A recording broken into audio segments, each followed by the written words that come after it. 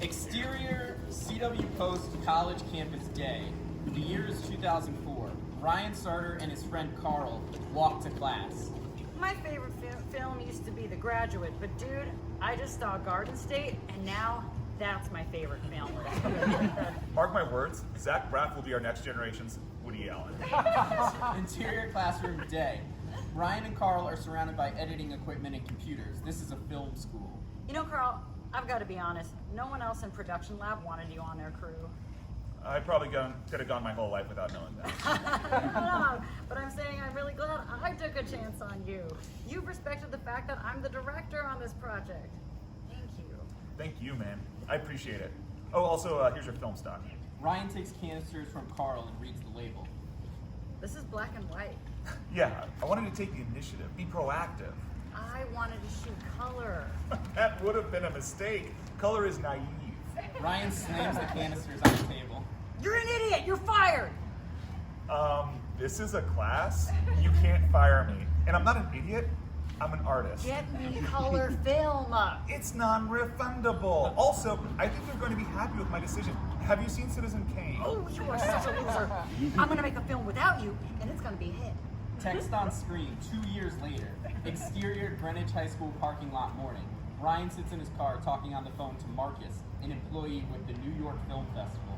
Like I explained, passes for the festival go on sale next week. You guys rejected my short film. I will not be attending. Why are you calling that? I wanted to talk to the head of the selection committee, find out who decided that my movie, Ennui Schooner, wasn't good enough. That's not gonna happen. Well, it should happen. I'm substantial. That's the reality of the situation. Maybe your short film just isn't very good. An alarm goes off on Ryan's phone. Oh, shoot, I'm late. Listen, when I call back this afternoon, I want to talk to someone who can tell me why my short film sucks. Allegedly. Ryan hangs up, jumping out of the car. Interior Greenwich High School classroom morning. He runs into the classrooms. Students chuckle. Denise, another teacher, stares at him. I am so sorry. You have to be on time. That's your entire value. A substitute teacher is a body in the room.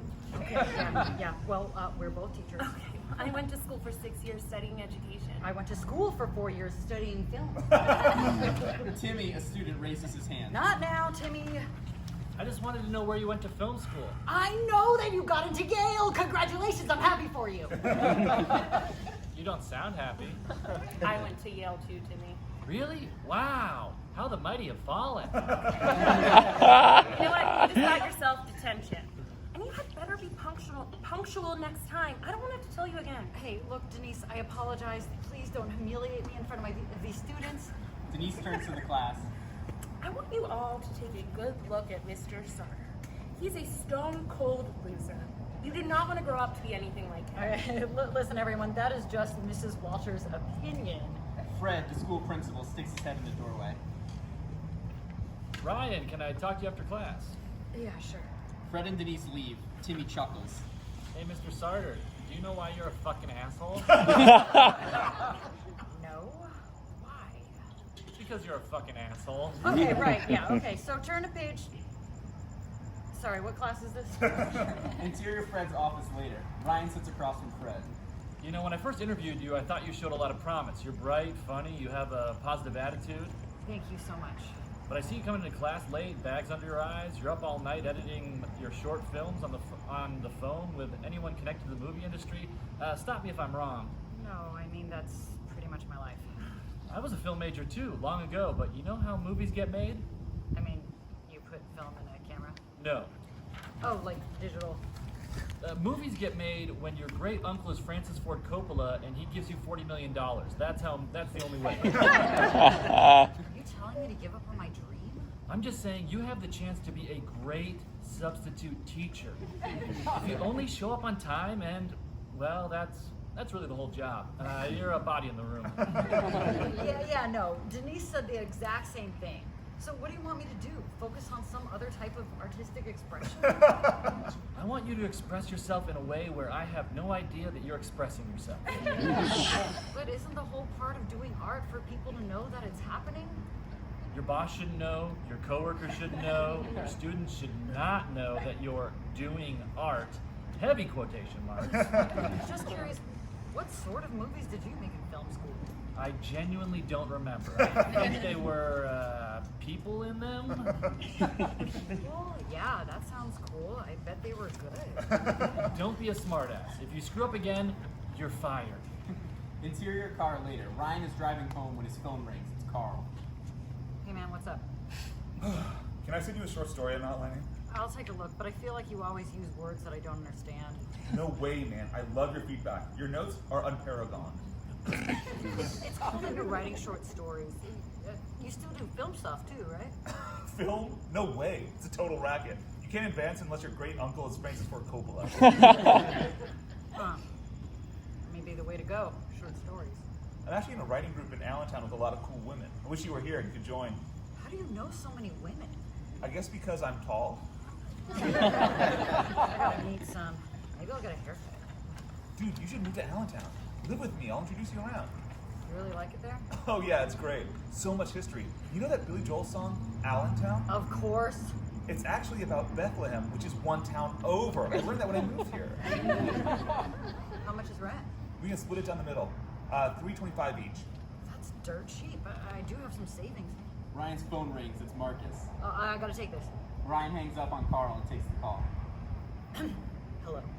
Hey Ryan, it's Marcus from the New York Film Festival. I was given permission to tell you that your short film was rejected because it's bad. I felt like you were ripping off better filmmakers. Your main character was pathetic and cruel. Who did people think I was ripping off? Somebody mentioned Albert Brooks. Hey, what do you think about this? I write short stories. Yeah, that's a great idea. All of us here at the New York Film Festival are really just hoping you'll stop making movies. At least the Albert Brooks comparison is nice. They think you're an unfunny version of him. I hope that's clear. What did you think of the movie? I vomited when I watched it, but that might have been because of a bad cheeseburger I ate. Okay, I think I'll just hang up now. Are you sure? They gave me 10 pages of notes. Interior Ryan's parents' house, living room night. Valerie and Steven, Ryan's mom and dad, watch TV. He walks in. Hey guys, can I ask you a question? Valerie and Steven turn to him, the TV's still on. Sorry, can you turn that thing off? Can you just turn that off? Oh, we're looking right at you. The television is distracting. Oh, television. Fancy. You're too good to say TV. Sometimes when we turn it off, we lose our spot in the show. Fine, do you guys have your dream job? That's what you want to talk about? Son, it's a Tuesday night. Well, when is a good time to ask? Your father and I got married young, and then we had kids. So you don't work your dream jobs? It's not really a useful thing to think about, you know? You could spend all day wondering if you lived the best version of your life, and then one day you die anyway. This conversation just ruined my life.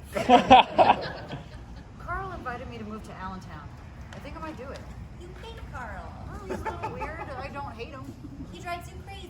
You're exaggerating. Allentown, that's 2 states away. It's 3 hours. You have a job there. No. You can't quit a job until you have a new one. What if I just want to move? Can I quit then? No, So I have to keep substitute teaching forever? not forever, just until you find a new job. Everything is not about jobs. I'm an artist. I want to see America, get inspired. Maybe I'll stay in Allentown for a year and then move to Pittsburgh or Cincinnati.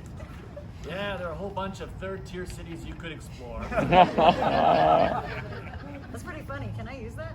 Nope, that one is just for me. I think if I get some real life experience, maybe I could write a novel. There's a lot of money in that, writing novels.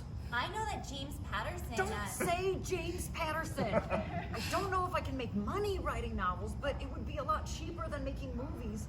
My last short film cost me $2,000. You're spending $2,000 on movies? Why am I still paying your cell phone bill? Can't you think of it as an investment in my future? You can't take that money with you when you die. That's right. Bury me with your short films instead. I really don't think this is a good idea, moving without a job. Well, I don't need your permission. Well, you obviously told us because you wanted our advice. No, I just wanted to tell you about it.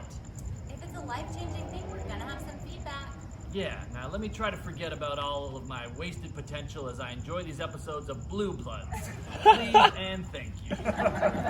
Interior Ryan's parents' house morning. Ryan stands in the doorway with suitcases. Valerie and Steven look on.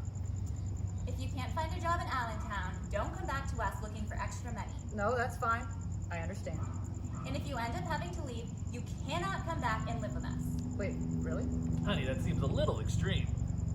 If what I just said is true, will you not go to Allentown? Well, when you follow up like that, it feels like you're bluffing. Let's say I'm not bluffing. She's totally bluffing, son. I'll just miss you, that's all. Miss you too. But I really feel like this will be a great thing. A new home with Carl. I'm excited. Smash cut to interior Carl's apartment day. Ryan is carrying his suitcases as Carl leads the way. You have some savings, right? I sort of spent my paycheck on a couch. You spent your paycheck on a couch instead of what? Instead of rent. Can you cover my half this month? Dude, that is not cool. But you said on the phone you have savings. I also quit my job. I don't have any money coming in. I'm sure you'll find something. You always land on your feet. Ryan notices the couch in the living room. He walks past the kitchen and then sees the bedroom. Where's my bedroom? There's just one. I figured we could switch on and off between the bed and the couch. It pulls out. Ryan looks back to the couch. Is it comfortable? Oh, God, no. Where's the bathroom? It's past the bedroom. So if I'm sleeping on the couch and I have to use the bathroom in the middle of the night, I have to walk past you while you're sleeping? And vice versa for my leaks. We could also just pee in the sink. Who is peeing in the sink? Ryan walks into the bathroom. There's urine in the toilet. You forgot to flush. No, I didn't. I'm looking at pee. It's in the toilet. Yeah, I didn't forget, though. We only flush for number 2. It helps the environment. It's gonna leave a yellow ring stain. It's disgusting. Also, please unplug anything from the wall that you're not using when you're not using them. It helps the environment. I won't do that. Sorry, man. Are you annoyed right now? I just think you should have mentioned some of this, you know? One thing that I'm pretty sure I did mention is that I need you to drive me to work in the morning. You did not mention that, and the answer is no. Whoa, dude. I asked you to move here because you have a car. Once again, something you did not tell me beforehand.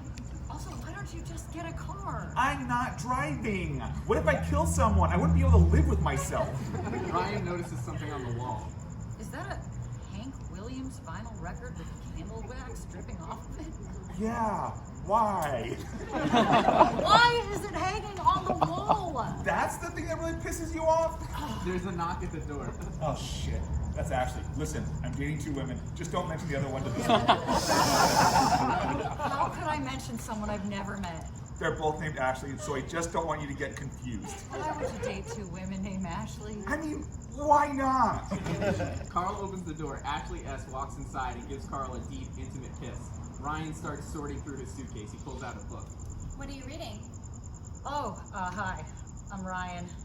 I'm from Connecticut. Wonder Boys by Michael Chabon. That's cute. What are you reading? Right now, The Joke by Lilan Bowden. It's a satire about communist totalitarianism. Sounds light.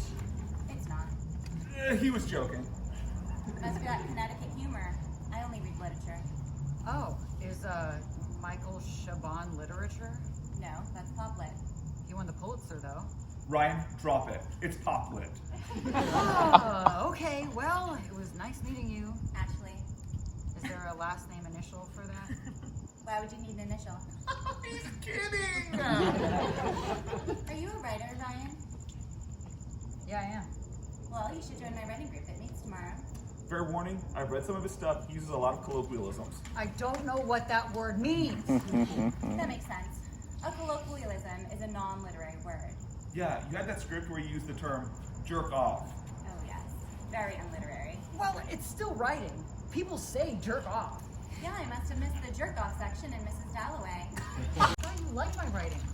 Oh, you know, I just put the pretentious parts of my personality in front of, well, everyone. Dude, also, she said you have to be completely honest. Don't you think she'll want to know about the other Ashley you're dating? Hey, man, keep your voice down. I think you're deliberately misinterpreting what she said. No, I'm not. Then the golden rule applies. Mind your fucking business. Also, is it cool if I take the bedroom this week? I think me and Ashley S are gonna do crazy sex stuff. If you want to take a walk around the block or wear earplugs. I don't have earplugs. Yeah, hence the walk around the block part. There's a CVS down the street. Into the bedroom and closes the door. Interior Carl's apartment morning. Ryan wakes up on the fold-out couch, his body creaking as Ashley S. and Carl stare at him drinking coffee. Ryan, I worry I was a little tough. When you come to Hava Java tonight, I'll give you a fair shot. Bring a short story. Who knows? Maybe I'll publish it in my new zine. Oh, wow. I've heard of zines, but I've never actually seen one. You are too adorable. Carl, get this boy a coffee and let's get you to work. Interior Carl's apartment moments later. Ryan sits down his laptop starting to type. I forgot my toothpicks. Can you run them down? Exterior Carl's apartment morning. Ryan runs the toothpicks over to Carl, sitting shotgun in Ashley S.'s car. Enjoy your toothpicks. You know, your annoyance with my pretension is just as annoying as my actual pretension. Carl and Ashley S. head off. Ryan turns back to the sidewalk outside the apartment, where Ashley C. has just reached the stoop, watching Carl and Ashley S. make out in her car. Ashley C.'s eyes well up with tears. Oh, hi. Can I help you? You must be Carl's new roommate. Oh, yeah. You must be Ashley. And who is that? Ashley C. points to Ashley S.'s car as it drives off. That is, Is he dating her too? I really don't think it's my place to say. Ashley C. starts crying. She holds up a piece of paper. Okay. I just brought this poem that I wrote. Can you give it to him? I really don't want to get involved. You knew he was dating two women and you weren't going to tell either of us. I would say that you are involved. Well, I mean, I just met you. What's her name? I think you owe me that much. Her name is also Ashley. Oh my god. Men. I'm really sorry. Do you want to come up for a coffee? Well, I don't actually know you. I don't know anyone here. I gotta make friends. Interior Carl's apartment day. Ryan and Ashley C. sit across from each other, sipping coffee. He told me that I was the sweetest woman he ever met. He always said woman rather than girl, so I thought he was someone I could trust. Yeah, I feel like some men sort of do act like allies so they can do shitty things under the radar. I mean, you live with him. Kind of makes you a shitty person. Oh, actually, his behavior is more crappy than shitty. But yeah, maybe I'll find a new place. I'm gonna tell that other Ashley what's going on. Blow the lid off this whole thing. This is kind of like a crappy request, but do you mind waiting after tonight? I'm gonna read a short story at this writing group she runs. I feel like I won't be welcome if you tell her that Carl sucks. Tonight? He's supposed to take me to dinner tonight. Oh, you gotta admire his juggling abilities. You think it's cool to date two women at once, don't you? Very abstractly, but please don't tell anyone. Alright, here's what's gonna happen. You have to tell me where the writing group meets. I'm gonna go there and watch Carl sweat. Yeah, I'm fine with that. Okay, do you mind if I kick you out now? I gotta write this short story. Oh my god, you haven't even written it yet? Interior Carl's apartment night. Ryan walks inside and heads for the bedroom. He knocks on the door.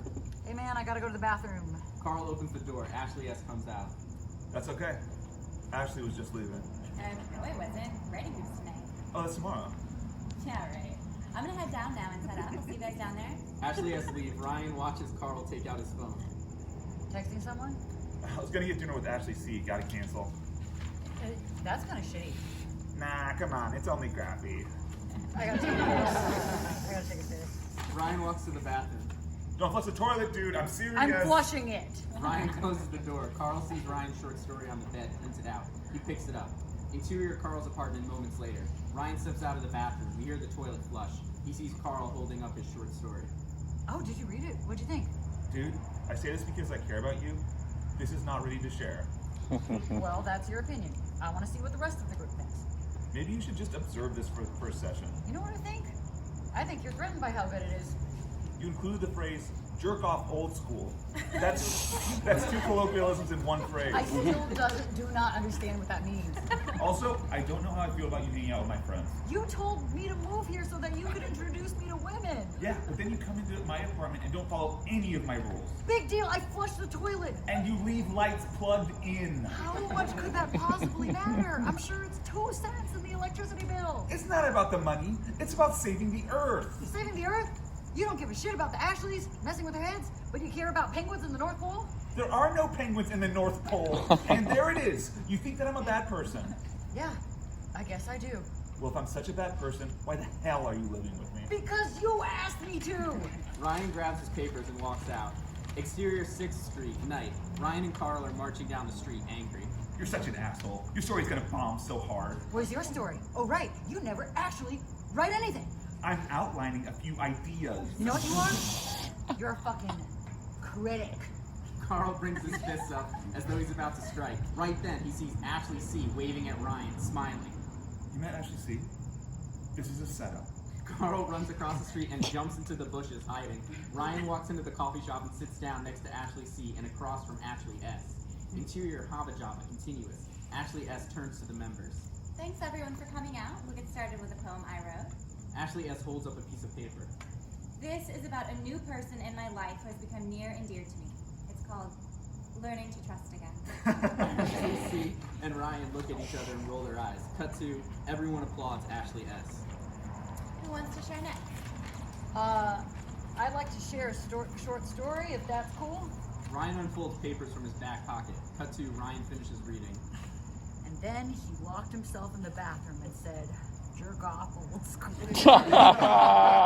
Ryan waits for applause, nothing. He looks across the street and sees Carl staring at him through the bushes. Carl smiles, mouthing, told you so. Well, that's a nice effort, Ryan, but I don't think it's ready. Let me break down some of the things that did not work for me. Ryan stands up and points to the bush outside. Carl's hiding and he's dating another Ashley. She's here. Ashley C. raises her hand. Carl jumps out of the bush. We hear his muffled yelling from outside. Are you fucking serious? I hate you! You're sleeping on the couch all month! Carl marches off. Ashley S. turns back to Ryan. I'm also sleeping with other people. Anyway, Ryan, your use of adverbs is insane.